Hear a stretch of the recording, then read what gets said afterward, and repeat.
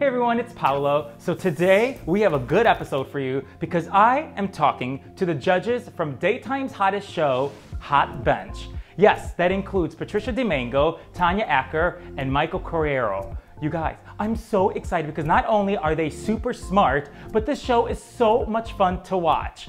See you with the judges.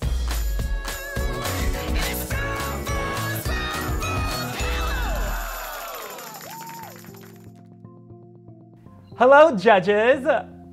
How are you, Paolo? Hello. Good to see you. It's good to see you. I have to say that, we've done over 160 episodes, and I've interviewed people from Oprah Winfrey to, Carol Burnett, Sterling K. Brown, but for my father, this episode, when I told him you were going to be on our show, he was so excited. I've never seen him as excited. He's been telling all my siblings and my mom, you see Paolo, he's going to have the judges from Hot Bench.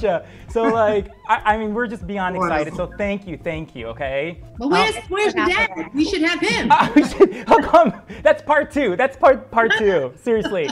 So I want to say congratulations because season 7 of Hot Bench really, for me, has personally been my favorite season so far. And I know you guys got picked up for season 8, premiering in the fall of September. I am so excited. The ratings are a hit. What is it you think that makes Hot Bench for the viewers to keep coming and watching and getting excited? I mean, because the show is so good. Like, Judge Carrera, what do you think? Like, what makes this show work?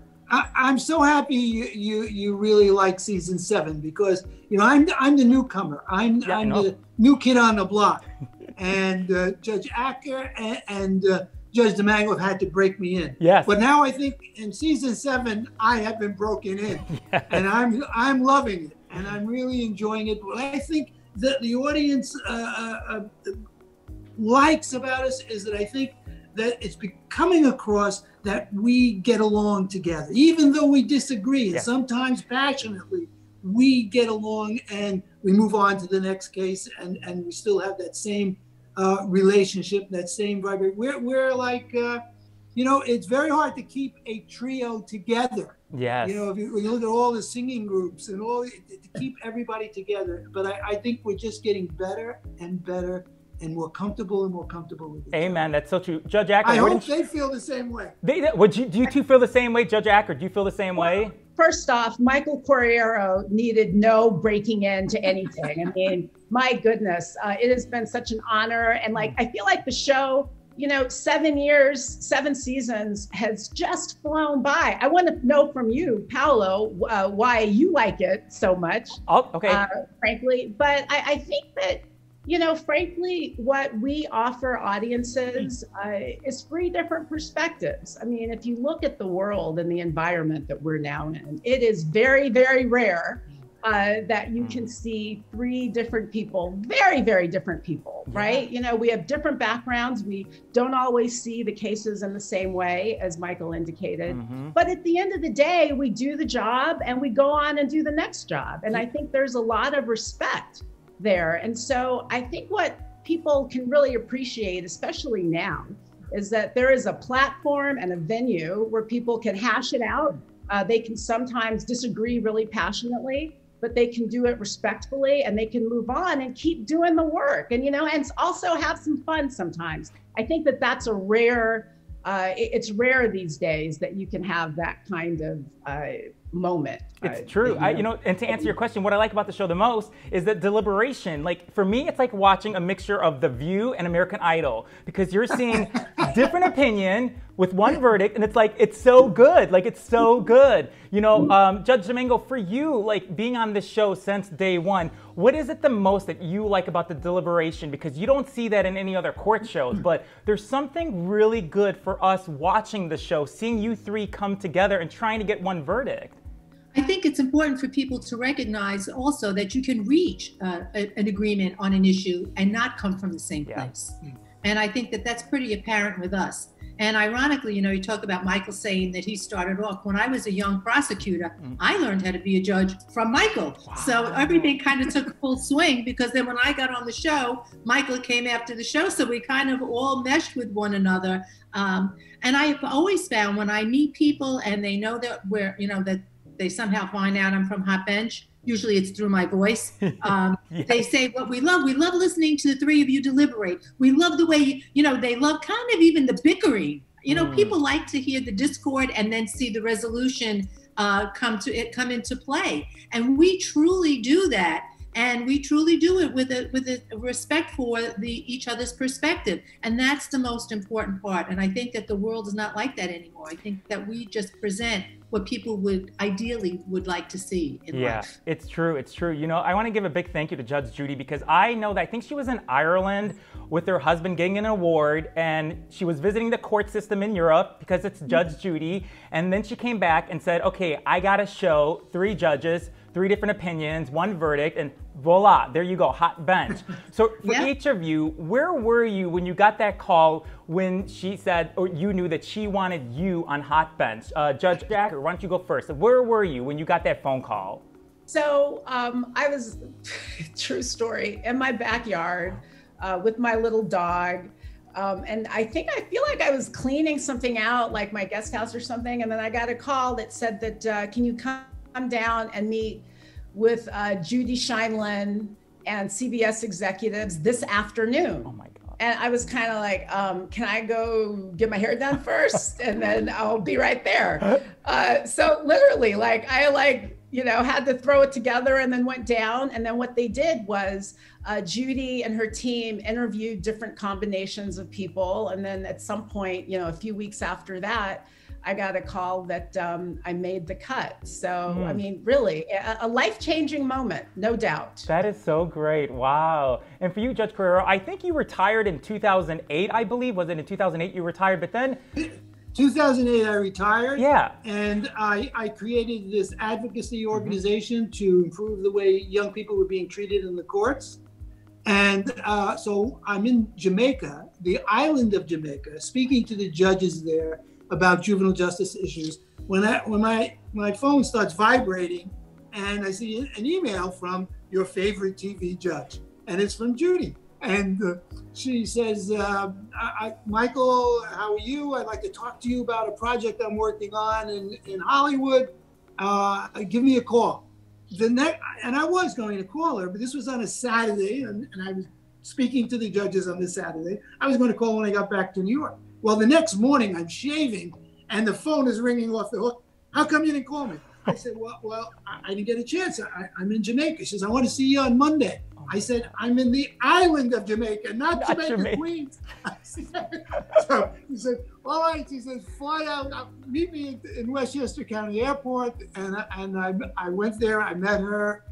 She really, this came from out of the blue for me. I had no idea this was going to happen.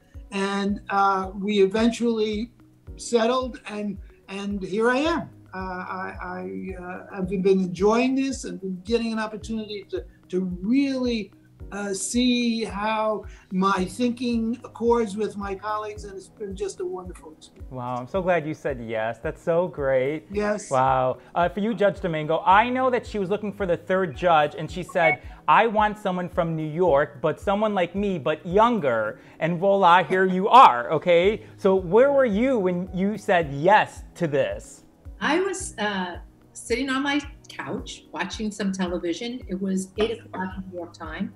Wow. So, you pretty much by that time have spoken to everyone. And the phone rings. It's an area code I don't recognize. And there's a man on the end of the phone. And he says, this is Judge Judy's executive producer. Do you have a few moments to speak with her? And this is not a joke. So I actually thought it was a joke, even though we said that. And I said, of course I would. So he said, you'll hear from her within the next 10 minutes. Well, I guess sort of like on the Michael thing, like 6 minutes later, the phone rings and I pick it up and there's a woman at the other end, obviously. And she says, is this Judge DiMango? I said, yes, it is. She goes, do you know who this is? And I said, yeah, I do now. So that, I am working on a project. I went to Ireland with my husband, Jerry, and we came and we saw the 3-judge bench, and I'm interested in putting this together. I think, Tanya, you were in the room when this call came to me. Weren't you there? And she calls and she says that I'm looking for a chief judge. I have 2 people from California. I'd like a New York judge. I'm looking for someone like me, only younger. She said, I still have a lot of friends in New York, and I reached out and I asked that question, and they gave me your name. She said, have you ever thought about doing television? And I was like, well, we all think about it, but how's that ever going to happen? I mean, everybody's, knows Judy, and I had never met her nor spoken to her. Oh my God. Before this moment. Wow. So I said, well, sure. So she said, well, would you be interested in coming to California and auditioning? So this was a Tuesday night, as I said, at 8 o'clock. So I said, sure, I would do that. A little nervous because I just was getting the administrative judge's position. So I had risen to this level, and I'm like, it could fail, it could make it. So I said to my father, what should I do? He goes, she never fails. Whatever she tells you, you do. So wow. I said, sure. So she said, how's Thursday? And I said, well, Judge, I'm sorry, Thursday, I have a very heavy calendar. She said, I totally understand. Friday it is. And Friday, they flew me out to California. They auditioned me on Saturday, and on Sunday, they put papers in front of me. Oh my gosh. And Tanya was there. Wow. And that's kind of how it all went about. It was a whirlwind. It was an amazing journey. And I'm where I am because of Judge Judy Scheinman. Oh, that's so. Have you made her your special lasagna? Have you made it for her yet, or no? I've wanted to, but I think she wants to live a long, healthy life. It's so good with the pork, the veal, and the beef. You do it. I saw you on Rachel, and I made your recipe, and it's really good. Yes. Oh my God. Oh my God, I'm so happy to hear that. Yes. Don't tell my mother. She's like, yeah, but my lasagna, I put a little beef and a pork. I don't know about the beef. Mom, it's good with the. You got to put all three meat in there. It's good. But I don't always do it with all three meats. It depends on what who I'm cooking for. Yeah, I have cooked Judge Corriero. Oh, that's good. Yes. Okay, see, that's good. Yes, yeah. Oh my God. I'm so curious because when I'm watching, Hot Bench, I'm always wondering, how do they get them on the show? Because I know you guys go through small claims court throughout the country, and you guys get these cases. But what is it that makes them? Because sometimes when I'm watching like siblings or like people going against each other, I'm like, oh, I mean, it's good TV. Don't get me wrong. But what is it that makes them come on the show on national TV? What do you think it is? Anyone can answer that. I'll tell you, I think the advantage that we have, frankly, is that the civil court system in so many places is congested, it's crowded. I mean, and this was all before COVID. So when people come on our show, they are really getting ahead of the line in terms of being able to get a resolution. And secondly, another thing that a lot of people sometimes don't appreciate about court, on top of how long it takes, it can be hard to make your win mean anything. I mean, I wrote about this. I wrote a book last year called Make Your Case. And really what I wanted to explain in the book is how hard civil court is. It takes a long time. Even if you win, you may not get anything. The process of winning and of getting someone to pay attention to all parts of your case is a hard process. So when people come on our show, they're getting a disposition and a resolution much more efficiently and much quickly than they might otherwise. Yes, they're airing a lot of dirty laundry in front of the world, but they are also going to get a resolution, and they're going. And if they win, that win is actually going to mean something. So, I think that we really give litigants some advantage in the process. You guys give some really great advice. Sometimes I'm at the end, I want them to go down the studio and see Dr. Phil, because sometimes I want them to fix their relationship or go by Iyanla Van Zandt or do something, because I want him to continue their relationship. But, oh, by the way, you have a great podcast.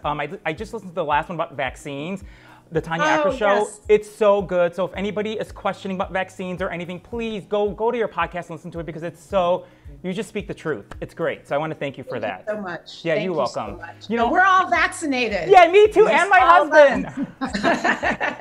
Yes. Did you hear that, America? When I'm watching the show, I sometimes feel like even if they don't talk, some of your guests, that sometimes you guys already know if they're saying the truth or not. There's something special that you three have that you've even said on the show, you just know, and I don't know if it's the eye contact, the long stories, or you just know sometimes if the plaintiff or the defendant is saying the truth. Am I right or am I wrong, or am I making this up? No, you're not making that up. It's absolutely, and I think it's something that you learn to develop, and you have learned to trust your instincts and your judgment about people's responses to you. And if you do, you can see just very slight things that indicate, at least to me. I mean, and I've been one of these don't lie to me judges for 20 years, And so when I see a hesitation or a certain repeating a question or certain things, right away I know that this person is not going to be giving me an honest answer, because most questions require a simple yes or no. And if you're starting with a story, there's a good chance that your answer is not going to be yes or no in the end, or at least if it is one of those, it's not going to be an accurate answer. And then I call them on it, which a lot of people don't do. Oh, I know, it's so good when you do that. All three of you, I love it. It's such good TV. Okay, so my last question, and I really want you guys to think about this, is because you have been through these seasons after seasons now, and if you can go back on season 1 and write yourself a note on a Post-it and put it in your dressing room, everything you've learned from this show, what would you write to yourself going back on your first day when you started on the show? What would that note be for you going back? Well, you know, what on a large wall, as you drive into the parking area of our studio, are 2 words. And I didn't appreciate the significance of these 2 words, especially since this was Hollywood and it was a very a beautiful mural, and these 2 large words in bright colors, and it was be yourself. Be yourself. And I think that's the thing that, as far as my being a television judge, I had to get comfortable with. And the show has permitted me to do that. And I can be myself. As a matter of fact, when I spoke to Judge Judy and she eventually offered me the position, I said, well, Judy, you know, there's only one Judy, as far as I know. And I'm not you. She said, be yourself. And I said, okay, we have a deal, if that can be the case. That's so good. It makes me think of when Oprah Winfrey always says that she wanted to be Barbara Walters in the beginning, but then she had to say, I need to be myself, because if I'm trying to be someone else, you're not going to get where you need to be in life. So you are special yourself, so just be you, be yourself, and voila, that's great. Yeah. And the camera sees that. Yes. The camera sees when you're not comfortable with what you're trying to do. Oh, that's well said, well said. Yeah. And I kind of say, and trust who that self is. You have to trust who that self is and recognize that it's coming from a good place. And whatever your decisions are, you want to do the right thing and be fair. And that's how I was all along on the bench before. And I continue to be that way now. And I think that's been very with Michael's be yourself, because, you know, I remember saying to somebody one day, geez, you know, I sound like an Italian Barbara Streisand. Maybe I should take some speech. And they said, no, don't do that. No, because that's part of what makes you who you are. Yes. And it's interesting because when people recognize me, they don't recognize my face. They recognize my speech and my voice. So, you know, to thine own self be true. And I think that's where I've been as well. What a beautiful add-on. That's so beautiful. Go ahead, Judge Acker. For me, it would be about really trusting the process of learning a brand new job. I mean, before I did this, I was a civil litigator, and there are rules in court. There are rules for how you're supposed to behave. There are rules for how you're supposed to present evidence. You're not supposed to present just a bad faith case because you're mad at somebody. And those are really important. And so I think that for me, and, you know, Judy gave me some really great advice before we started, and that was to get some judicial experience. So I worked as a judge pro tem, a temporary judge in LA Superior Court. So I could really get acclimated to sitting on the bench, because it's really different. I mean, you know, the 2 of them, Michael and Patricia, were judges for decades. My perspective was really as a litigator, you know, and when you show up as a litigator, you are cross-examining. You can't, so you know, those litigants really, I'm cross-examining litigants because they have, you know, you're taking up space. You're forcing somebody to go to court either because you're claiming they did something that they say they didn't do, or that they owe you something. And I think that, you know, I think that that's really a process that should be respected. And so, you know, for me, it was something to kind of really learn how to fuse that sense I have about how the court really should be honored. Even, you know, I don't care if it's just small claims. You know, if you're suing somebody over a $500 dog bite, that is time in their life that both of you have to show up, and you've got to, you know, you really have to honor the forum. But I think that it's really, it's a skill to be able to marry that kind of cross-examination, you know, with being judicial and with being a judge. It's very, very different. Yeah, you have to have it in you. You can go to school and learn it, but you either have it in you or you don't. And all three of you have it in you because that's why you're so much fun to watch on weekdays, Monday through Friday. In Chicago, you're in the CW channel. You're on at 8 o'clock and 8:30. So yeah, okay. You guys are so good. There's just something really special about all three of you bringing your opinions and making this show work. So I really want to say congratulations because it has been such a joy to speak with all three of you. You've made our morning. It's, these last couple months it's been really difficult because my mom has been sick, but she's getting better. And so this is the first show we're doing, since all of this kind of. And I just want to say thank you because talking with you three means so much to me, especially my father. So really, thank you three so much. Thank you very much. Please send your father our regards. Yes. Okay. We'll do a part 2 with my dad sitting next to me. He said, okay. Yes, right next to you, prompting you. Yes. Yeah, you're gonna say, get along. okay, judges, I got a few questions. I like it when you're mean to them. You be mean to them. I see what you see. No, just kidding. No, but I want to tell everyone to check your local listings. You can go to hotbench.tv, and congratulations again on season 8. You three are just 3 phenomenal people. So thank you, judges. Thank you very much, pal. Thank you so much. It's been such an honor. Mwah. Have a great weekend, okay? Bye. Bye, guys. Thank you. Bye. Thank you guys so much. You're was so great. fun. Thank you. What a fun show. Thank you, Gary. Thank you. Thank you, guys. Mwah. Have a good day, okay? Bye. Thank you very much. You're welcome. Ci vediamo. Ci vediamo. Grazie assai. Sì, ciao. Ciao a tutti. Ciao. Ciao.